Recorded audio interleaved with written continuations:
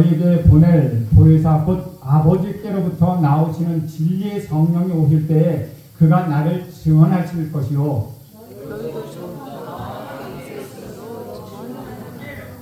내가 이것을 너희에게 이름은 너희로 실족하지 않게 하려 하니니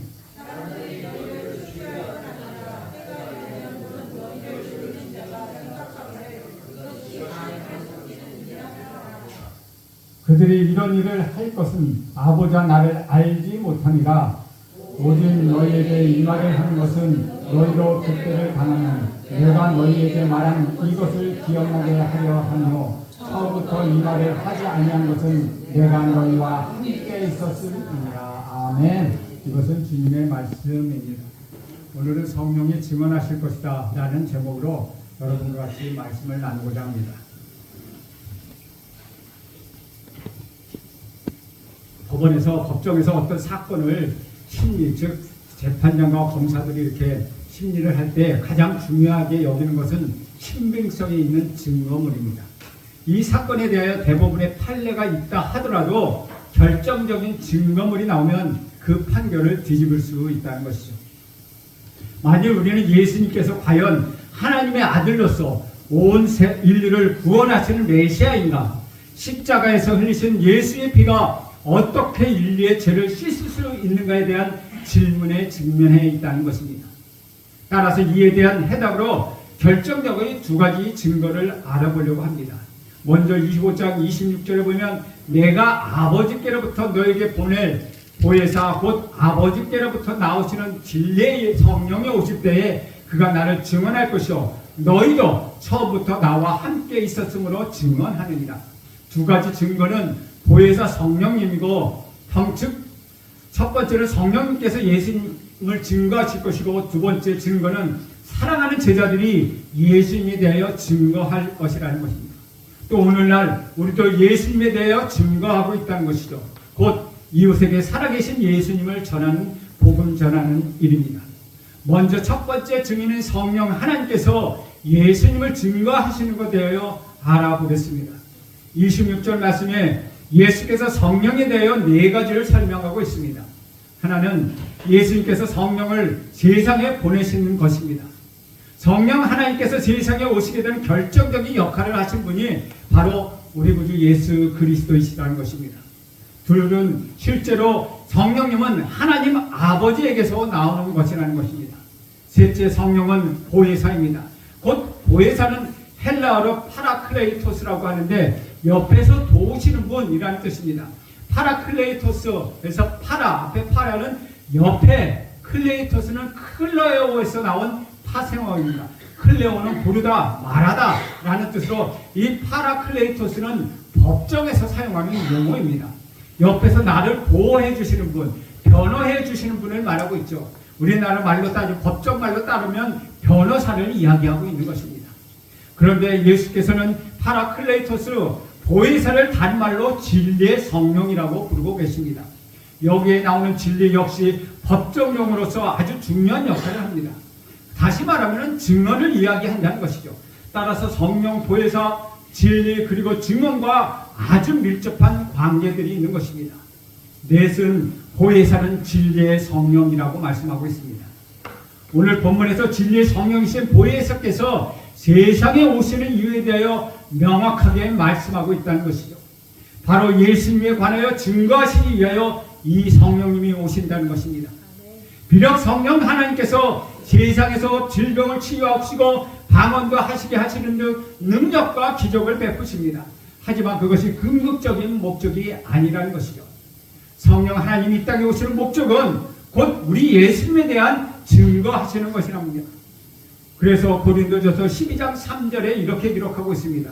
그러므로 내가 너희에게 알리노니 하나님의 영으로 말하는 자는 누구든지 예수를 저주할 자라 하지 아니하고 또 성령으로 아니하고는 누구든지 예수를 주라 할 수 없느니라 라고 말씀하고 있다는 것이죠. 다시 말해 우리가 예수님을 믿게 된 것은 성령의 역사라는 사실입니다. 또 사도행전 1장 8절에 보면 오직 성령이 너희에게 임하면 너희가 권능을 받고 예루살렘과 온 유대와 사마리아와 땅끝까지 이르러 내 증인이 되리라 라고 말씀하고 계시다는 것이죠. 성령의 역사로 우리는 초자연적인 능력을 경험하게 됩니다. 그리고 에베소서 5장 18절에 보면 술 취하지 말라 이는 방탕한 것이니 오직 성령의 충만함을 받으라 라고 권고하고 있습니다. 우리가 성령 충만을 받으면 놀라운 영적 세계를 체험하게 됩니다. 예수님께서는 보혜사 성령님이 세상에 오시는 목적은 우리 구주 예수 그리스도가 하나님의 아들이시오 인류의 구세주라는 사실을 증언하기 위함이라고 분명히 밝혀주셨습니다. 우리가 예수 그리스도를 믿고 제3을 받으며 구원을 얻는다는 사실은 일종의 공식과 같다는 것이죠. 하나 더하기 하나는 둘, 질량불변의 법칙과 같은 그러한 세상의 많은 공식과 마찬가지로 인간이 우리 구주 예수 그리스도를 믿고 구원을 받는다는 것은 하나의 공식화되어 있다는 것입니다. 그 공식대로 우리가 예수님을 나의 구세주로 받아들이고 믿으면 굉장히 놀랍고도 생동감이 넘치는 삶을 살게 된다는 것이죠. 이것이 바로 성령의 역사입니다.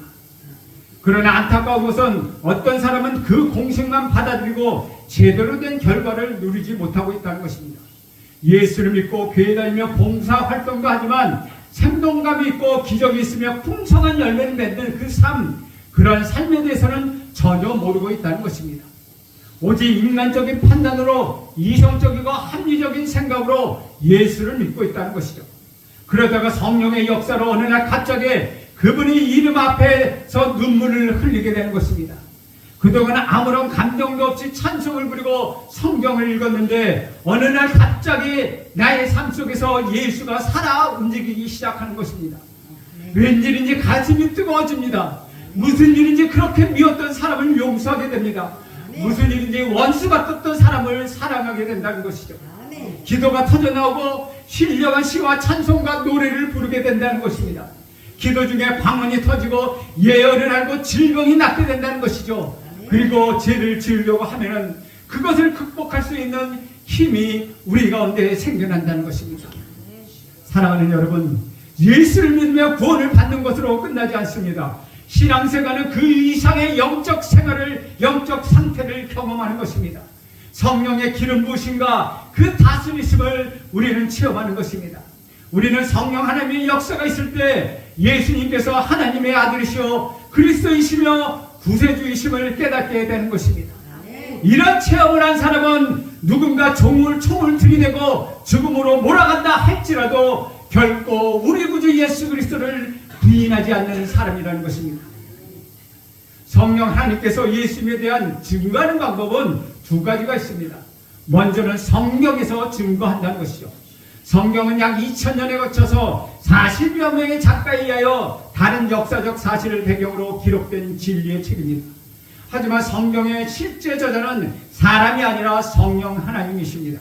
성령 하나님께서 시대마다 사람들을 사용하셔서 그에게 감동을 주시고 성령을 기록하게 하셨습니다. 따라서 저자가 40여 명이나 되는 그런 40여 명에 의해 기록된 성경이지만 창세기부터 요한계시록까지 일관된 주제가 흐르고 있다는 것이죠. 두 사람이 함께 지은 공저, 그런 함께 지은 책에서도 두 사람의 이야기가 다를 때가 종종 있습니다. 그런데 2000년 동안 전혀 다른 사람 환경에서 40명의 사람이 글을 썼는데 그 주제가 일맥상통하게 흐르고 있다는 것입니다. 저자는 한 분 곧 성령 하나님이라는 사실을 방증하고 있다는 것이죠. 고린도후서 3장 16, 17절에 보면 이렇게 기록합니다. 모든 성경은 하나님의 감동으로 된 것으로 교훈과 책망과 바르게 함과 의로 교육하게 유익하니 이는 하나님의 사람으로 온전하게 하며 모든 선한 일을 행할 능력을 갖추게 하려 함이라고 말씀하고 있습니다. 베드로후서 1장 21절에서도 예언은 언제든지 사람의 뜻으로 낸 것이 아니요 오직 성령의 감동하심을 받은 사람들이 하나님께 받아 말한 것이라 그렇게 기록하고 있다는 것이죠. 성경의 저자들의 느낌대로 기록하는 것이 아니라 성경의 저자들이 성령의 감동을 받아 하나님께서 하신 말씀 그대로를 기록하고 있다고 밝히고 있다는 것이죠. 따라서 결론은 아주 간단합니다. 곧 성령의 감동을 받은 사람이 성령을 제대로 읽을 수 있다는 것이죠. 때로는 성경을 잘 읽혀지지 않고 우리에게 수면제 같은 역할을 하기도 합니다. 그러나 우리가 성령 하나님을 만나게 된다면 성경의 말씀을 잘 깨닫게 됩니다. 한마디로 성경 말씀은 우리 구주 예수 그리스도에 대한 증언이라고 할 수 있습니다. 따라서 성경을 읽으면 읽을수록 예수님에 대하여 더욱더 깊이 알아가게 된다는 것이죠. 성령 하나님께서 성경 말씀을 통하여 우리 구주 예수 그리스도에 대하여 지금 증언하고 있다는 것입니다. 따라서 성경을 읽는 사람이 예수를 잘 모르겠다고 말한다면 그것은 성경을 읽은 것이 아닙니다. 그것은 거짓말하고 있다는 것입니다. 성경을 읽고 예수를 발견하지 못한다면 성경을 읽지 않았다는 뜻이 된다는 것이죠. 어떤 사람은 교도에서 성경을 읽다가 성령을 체험하게 됩니다. 인간은 절망과 고난 중에서도 성경 말씀이 보이기 시작합니다. 그래서 성령을 체험하게 된다는 것이죠. 성령 하나님이 예수님에 대해 증거하는 또 다른 방법은 사람의 내적 증거라는 것입니다. 내적 증거는 종교 개혁자들이 사용했던 언어입니다. 사람들은 성령의 감동으로 쓰인 성경 말씀을 읽을 때 그들의 영혼이 열고 예수를 믿게 된다는 것이죠. 곧 성령 하나님께서 사람의 내면에 들어오셔서 말씀하시고 증거하신다는 것입니다. 우리가 성령 충만한 상태에서 성령 하나님께서 우리 안에 들어오셔서 말씀해 주시는 것입니다. 학교나 연구소나 직장이나 사업체나 일터에서 등에서 경험한 것과 비교할 수도 없을 정도로 아주 탁월한 영적 진리를 말씀해 주신다는 것이죠. 이것은 누가 뭐라고 해도 부인할 수 없는 사실입니다. 무식한 사람이든 유식한 사람이든 지혜로운 사람이든 미련한 사람이든 성령 하나님께서 그 안에 들어가시기만 한다면 모든 것에 대하여 직접 증거해 주시기 때문에 성경을 읽을 때마다 깨닫게 된다는 것이죠. 저는 여러분 모두가 이렇게 성령의 충만을 받기를 간절히 소원합니다. 성령의 증거의 세 번째 단계가 있습니다. 성령의 증거에는 세 단계가 있습니다. 첫 번째 단계는 모든 것에 대하여 이해시켜 주신다는 것이죠. 성경은 아는 것이 아니고 알아지는 것입니다. 처음부터 성경을 다 알아서 예수를 믿는 사람은 아무도 없다는 것이죠. 십자가 대하여 연구한 다음에 논리적으로 설명할 것이 아니라 성령의 가르치심으로 그 십자가의 진리는 알아지는 것입니다. 부활의 진리에 대해서도 마찬가지라는 것이죠. 제가 여러분에게 한 가지 질문을 하겠습니다. 지금 여러분이 하나님을 믿고 있다는 사실을 여러분은 어떻게 알 수 있습니까? 머리로 생각하고 연구한 후에 알게 되는 것은 아니라는 것이죠. 그것은 성령 하나님께서 가르쳐 주시고 깨닫게 하셔서 알게 되는 것입니다. 성령의 증거하시는 두 번째 단계는 죄에 관하여 깨닫게 하신다는 것이죠. 만약 성령 하나님의 임재를 주장하면서 자신의 죄에 대하여 깨닫지 못한다면 그것은 무언가 잘못된 것입니다. 성령 하나님의 역사에는 필연적인 것, 그것은 죄에 대한 회개입니다. 지금까지는 남의 허물만 보였지만 성령 하나님이 나에게 오셔서 나 자신의 허물을 보게 하시고 나 자신의 허물을 보기 시작하면 성령 하나님이 역사하시는 것입니다. 만약 우리 삶 속에 회개가 일어난다면 그것은 바로 성령 하나님의 역사라는 것이죠. 성령이 증거하시는 세 번째 단계는 믿음을 갖게 하신다는 것입니다. 우리 구주 예수 그리스도께서 인류의 죄를 위하여 죽으시고 부활하신 것을 믿게 하시고 따라서 우리의 죄와 허물을 용서받는 사실, 그 사실을 확신하게 된다는 것이죠. 이것이 바로 성령 하나님께서 우리 안에 들어와서 역사하시는 내적 증거라는 것입니다. 우리는 두 가지 사실을 깊게 깨닫게 됩니다. 그 첫 번째는 우리는 성경 말씀을 통하여 예수를 발견해야 한다는 것이죠. 산에 가서 돌을 닦거나 명곡수도에서 예수를 발견하는 것이 아니라는 것입니다.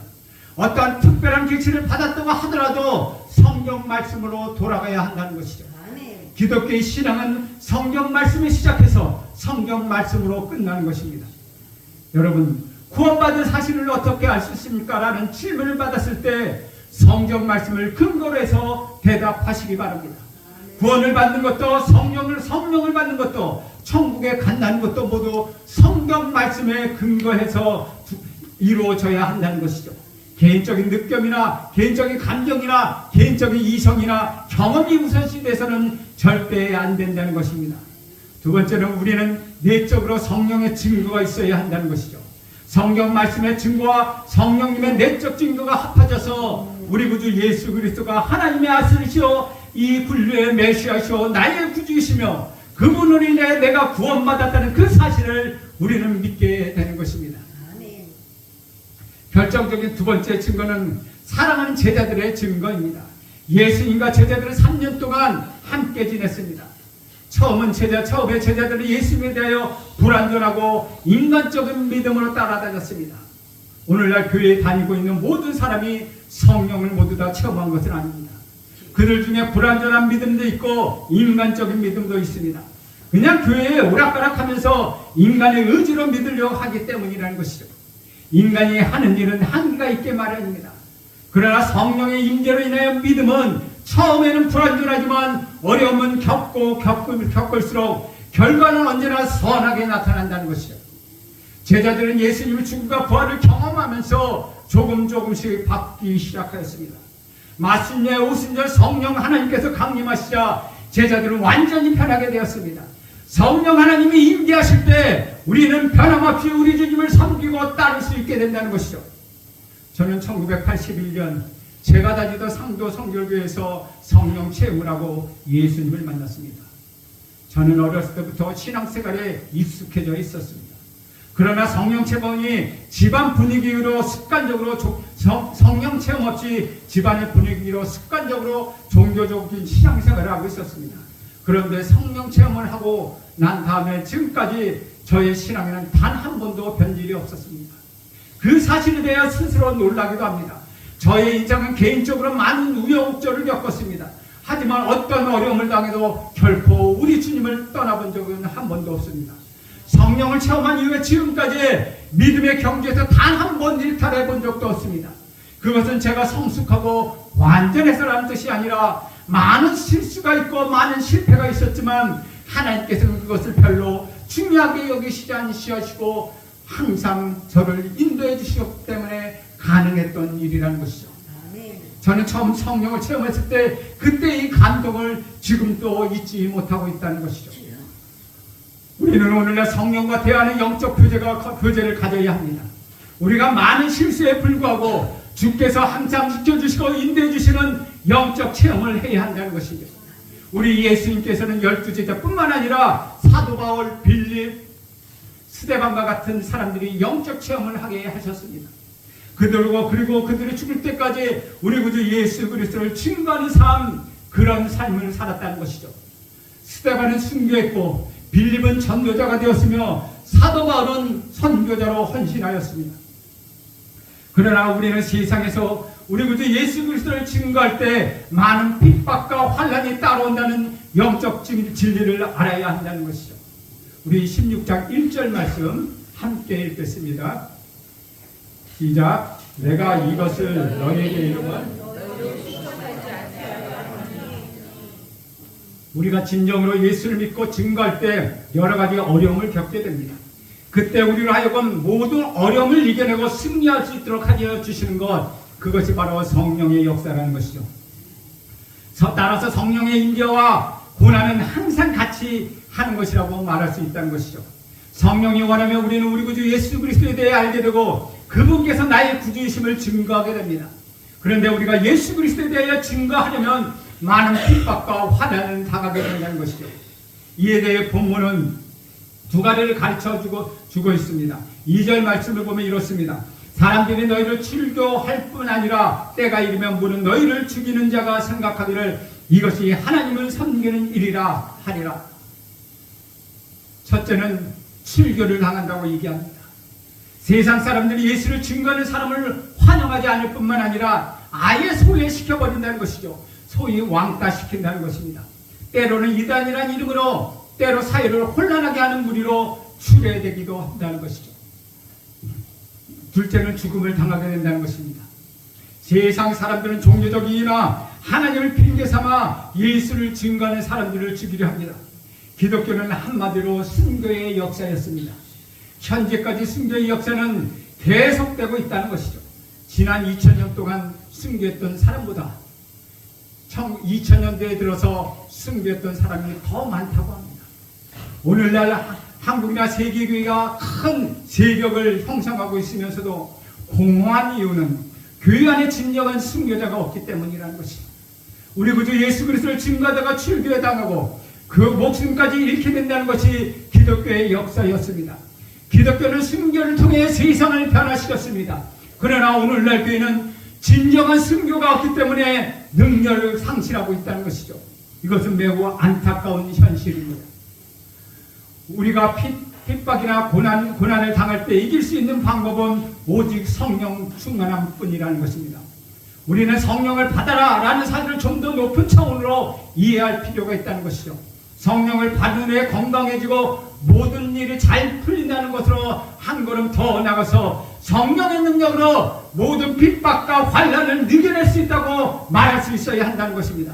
따라서 제3교회 성도 여러분 모두가 어떤 환난과 자령과 두려움을 뚫고 나갈 수 있기를 간절히 바랍니다.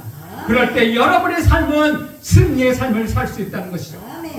여러분 이제 예수님이 십자가에 죽으시고 하늘로 승천하셨습니다. 이제 우리는 그분의 이야기를 직접 들을 수가 없습니다. 그래서 예수님은 자기 대신에 성령 하나님을 우리에게 보내주셨습니다. 성령 하나님께서 이제 예수님을 대신하여 우리에게 말씀하십니다. 그분이 하시는 사역은 예수님에 관한 증거입니다. 증인의 삶. 이것은 과연 어떤 삶을 말하는 것입니까? 그것은 증인은 순교하는 삶입니다. 진리는 증언을 말하는 말에 순교라는 뜻이 포함되었다는 것이죠.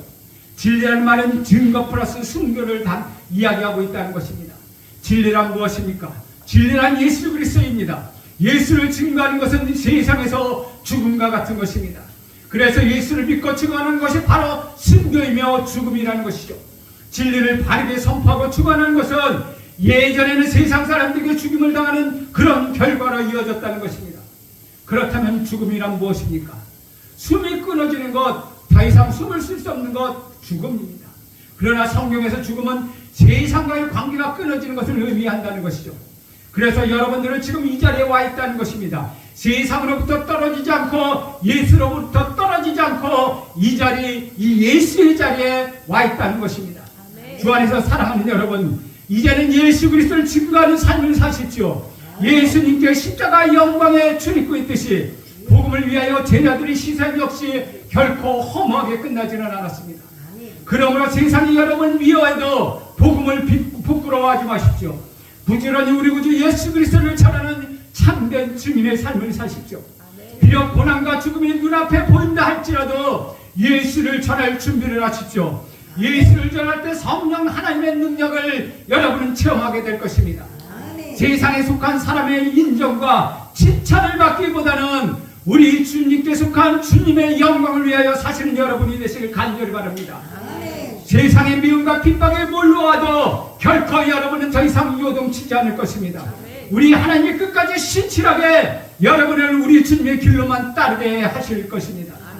사랑하는 여러분, 이제 여러분 세상에 속한 자가 아닙니다. 여러분이 이제 주님께 속한 자입니다. 오직 주님만 따르십시오. 성령의 가치를 따르십시오. 주님께 속한 자로서 살아가십시오. 좁은 길, 험한 길, 고난의 길, 죽음의 길을 걸어가십시오. 목숨을 던져서 참된 생명을 얻는 영생의 길이 바로 여기에 있다는 것입니다.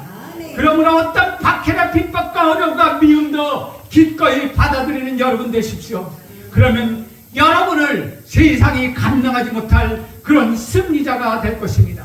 여러분의 어느 누구도 여러분 앞에서는 말하지 못할 것입니다. 여러분을 감당하지 못하기 때문에 여러분은 삶은 승리의 삶 그 자체일 것입니다.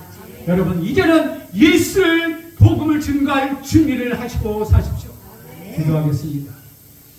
하나님 아버지, 우리 성도 여러분들에게 살아계신 예수님, 기적을 베푸시는 예수님, 능력을 행하시는 예수님, 성령을 보내주시는 예수님을 경험하게 하옵소서. 어떤 환난과 핍박과 고난과 위기와 죽음이 닥친다 하더라도 흔들리지 않는 굳건한 믿음의 소유자가 되게 하옵소서. 예수님의 이름으로 기도합니다. 아멘.